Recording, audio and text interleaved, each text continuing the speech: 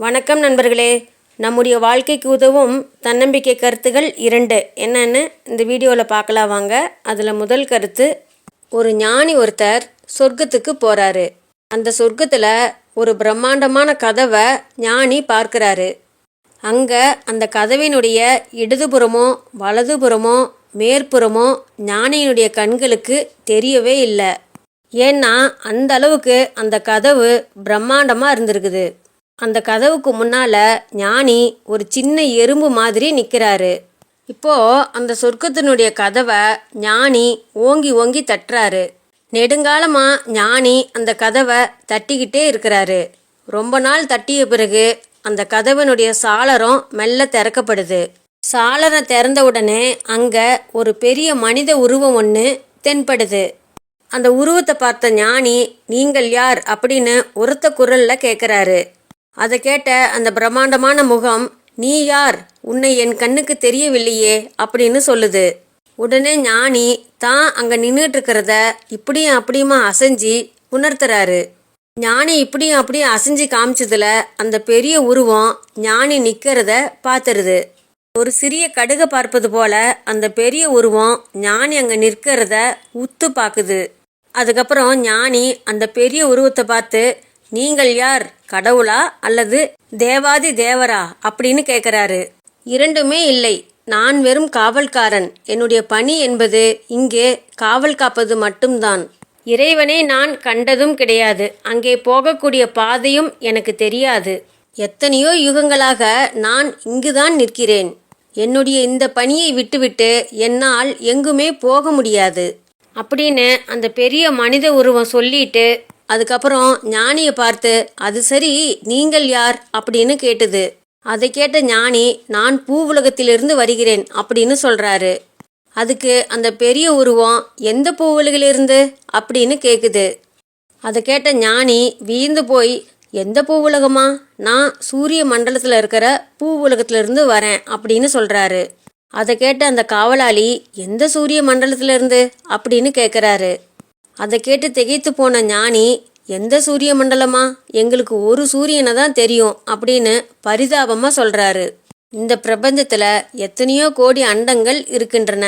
அந்த அண்டங்கள் ஒவ்வொன்றிலுமே கோடானு கோடி சூரியன்கள் இருக்கின்றன. அந்த சூரியன்களில் கோடான கோடி பூமிகள் இருக்கின்றன. இத்தனை பூலோகங்களில் நீங்கள் எந்த பூலோகத்திலிருந்து வந்தவங்க அப்படின்னு நான் எப்படி கண்டுபிடிக்கிறது அப்படின்னு சொர்க்கத்தில் இருக்கக்கூடிய அந்த காவலாளி சொல்ல, அப்போது எல்லையற்ற ஒரு பிரம்மாண்டத்தை இந்த காவலாளி நமக்கு சொல்லி இருக்கிறாரு அப்படின்னு ஞானி உணர்றாரு. இதை நாமும் உணரணும். நாம் வாழ்ந்துட்டுருக்கிற இந்த பகுதியை பால்வீதி மண்டலம் அப்படின்னு சொல்கிறாங்க. இந்த பால்வீதி மண்டலத்தில் மட்டும் சுமார் 10,000 கோடி நட்சத்திரங்கள் இருக்கின்றன அப்படின்னு விஞ்ஞானம் சொல்லுது. அருகிலேயே இருக்கிற நட்சத்திரத்துக்கு போகிறதுக்கு மட்டும் 40,000 ஆண்டுகள் ஆகுமாம். நாம் இந்த அண்டத்தினுடைய விளிம்பிற்கு போகணும் அப்படின்னா அதுக்கு பல கோடி ஆண்டுகள் ஆகுமாம். இப்படி கோடானு கோடி அண்டங்கள் சமச்சீராக இயங்கி வருகின்றன அப்படின்னு சொன்னால் இந்த இயற்கையினுடைய பிரம்மாண்டத்தை நாம் எப்படி பார்க்கணும்? இந்த இயற்கையினுடைய பிரம்மாண்டத்தை யாராலையுமே விலக்கி சொல்லவே முடியாது. அப்போது இதை எல்லாத்தையுமே ஒரே சீராக வைத்து இந்த அண்டத்தை இயக்கக்கூடிய அந்த பேராற்றலான இறைவன் பேராற்றல் தானே. இப்போது அந்த இறைவனை வேதங்கள் என்ன சொல்லுது அப்படின்னா அனந்தம் அப்படின்னு சொல்லுது. ஆதி அப்படின்னா தொடக்கம், அந்தம் அப்படின்னா முடிவு, அனந்தம் அப்படின்னா முடிவே இல்லாதது. அப்போது அந்த முடிவே இல்லாத அந்த பேராற்றலான இறைவன் மீது நாம் பெரிய அளவில் நம்பிக்கையை வைத்து நமக்குள்ள நல்ல பல சிந்தனைகளையும் நல்ல பழக்க வழக்கங்களையும் நாம் உருவாக்கணும் அப்படின்னா அந்த பேராற்றலான இறைவனும் நமக்கு அருள் தருவார். அதே போல் நமக்குள்ளே இருக்கிற அந்த பேராற்றலும் நமக்குள்ளே இருக்கிற அந்த எல்லா ஆற்றல்களையும் வெளியே கொண்டு வந்து நம்ம சாதிக்க வைக்கும். சாதிக்கவும் ஒவ்வொரு நாளும் மன நிம்மதியையும் சந்தோஷத்தையும் சந்திக்கிறதுக்கு ஒவ்வொரு நாளும் அந்த பேராற்றலான அந்த இறைவனை நாம் வணங்குவோம். இரண்டாவது கருத்து, ஜெர்மனியினுடைய மன்னருக்கு ஒரு நாள் இரவு தூக்கம் வரல. அதனால் அந்த மன்னர், சரி ஒரு புத்தகம் ஒன்றை படிப்போம் அப்படின்னு நினச்சி, யாரெங்கே ஒரு புத்தகம் ஒன்றை கொண்டு வா அப்படின்னு உரக்க சொல்கிறாரு. அவர் சொன்ன உடனே அறைக்கு வெளியில் இருந்த காவலாளி புத்தகம் கொண்டு வந்திருக்கணும். ஆனால் அவர் கொண்டு வரல.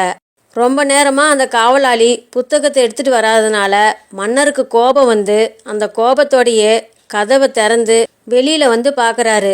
வெளியில் வந்து பார்த்தா அங்கே இருந்த காவலாளி ஒரு சேரில் உட்கார்ந்துருந்தாரு. அவருக்கு முன்னாடி ஒரு மேஜை இருந்தது. அந்த காவலாளி அந்த மேஜை மேலேயே அப்படியே தன்னுடைய தலையை கவிழ்த்து தூங்கிக்கிட்டு இருந்தாரு. அதை பார்த்த மன்னர் இன்னும் கோபமாக அந்த இரவு காவலாளி இருந்த இடத்துக்கு வராரு. மேஜைக்கு பக்கத்தில் வந்த அந்த மன்னருக்கு அந்த காவலாளி தூங்கிறதுக்கு முன்னாடி எழுதிக்கிட்டு இருந்த ஒரு கடிதம் மன்னருடைய கண்ணில் படுது. மன்னர் உடனே அந்த கடிதத்தை பார்க்குறாரு. அந்த கடிதம் அந்த காவலாளி தன்னுடைய அன்பு தாய்க்கு எழுதியிருந்த கடிதம். அதில் அந்த காவலாளி அன்பிற்குரிய அம்மாவுக்கு இனிய வணக்கங்களோடு மகன் எழுதுவது: அம்மா, நான் இப்பொழுது அரசனுடைய அறைக்கு வெளியே கூடுதல் பணி பார்த்து கொண்டிருக்கிறேன். உனக்கு சிறிது அதிகமாக பணம் அனுப்பலாம் என்று என்னுடைய நண்பரிடம் கேட்டு அவருடைய பணியை நான் செய்து கொண்டிருக்கிறேன். ஆனால் எனக்கு மிக மிக களைப்பாக இருக்கிறது அம்மா. எங்கே என்னுடைய கடமையிலிருந்து நான் தவறிவிடுவோனோ என்று கூட நான் பயப்படுகிறேன். ஆனால் உன்னுடைய மாறாத பாசமும் அதீத அன்பும் என்னுடைய வேதனையை நீக்கும் அப்படின்னு கடிதம் எழுதிட்டு இருந்த போதே தொடர்ந்து கடிதத்தை எழுதவும் முடியாமல், தொடர்ந்து காவலாளி வேலையை பார்க்கவும் முடியாமல் அந்த காவலாளி மேஜை மேலேயே முகத்தை சாய்த்து தூங்கிக்கிட்டு இருந்ததை மன்னர் பார்த்தாரு. இரவு காவலாளியோடைய அந்த உன்னதமான தாய் பாசம் அந்த மன்னருடைய மனசை அப்படியே உலுக்கிடுச்சு.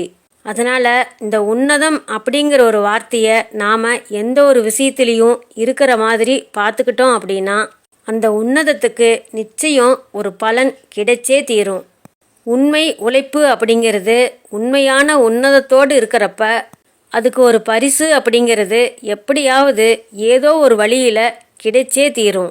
மன்னர் பார்க்குறாரு. அந்த இரவு காவலாளினுடைய உன்னதமான தாய்ப்பாசம் மன்னரை உருக்க அந்த மன்னருடைய கண்களில் அப்படியே கண்ணீர் நிற்குது. உடனே சட்டுன்னு தன்னுடைய அறைக்குள்ளே போன மன்னர் தன்னுடைய 2 கைகள் நிறைய பொற்காசுகளை அள்ளிட்டு வந்து அந்த காவலாளினுடைய கடிதத்தின் மேலே வச்சுட்டு தன்னுடைய அறைக்குள்ளே தூங்கிறதுக்கு போகிறாரு.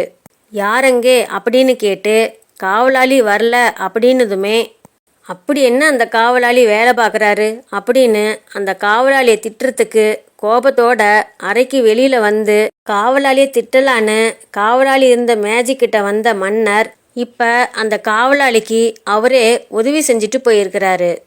அந்த காவலாளி தன்னுடைய வேலையில் நேர்மையாகவும் உண்மையாகவும் இருக்கணும் அப்படின்னு தான் நினச்சாரு. ஆனால் அவருக்குள்ளே இருந்த அந்த களைப்பு அவர் அறியாமலேயே அவரை தூங்க வச்சிருக்குது.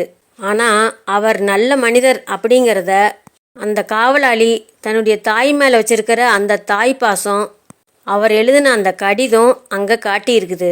அதனால் உண்மை இருக்க, நேர்மை இருக்க, உன்னதமான அன்பு இருக்கிற மாதிரி நாம் வாழ்ந்தோம் அப்படின்னா நாம் கூப்பிட்ட அந்த குரலுக்கு நம்முடைய அம்மாவும் வருவாங்க, அந்த பேராற்றலான இறைவனும் நமக்கு வந்து உதவி செய்வாங்க.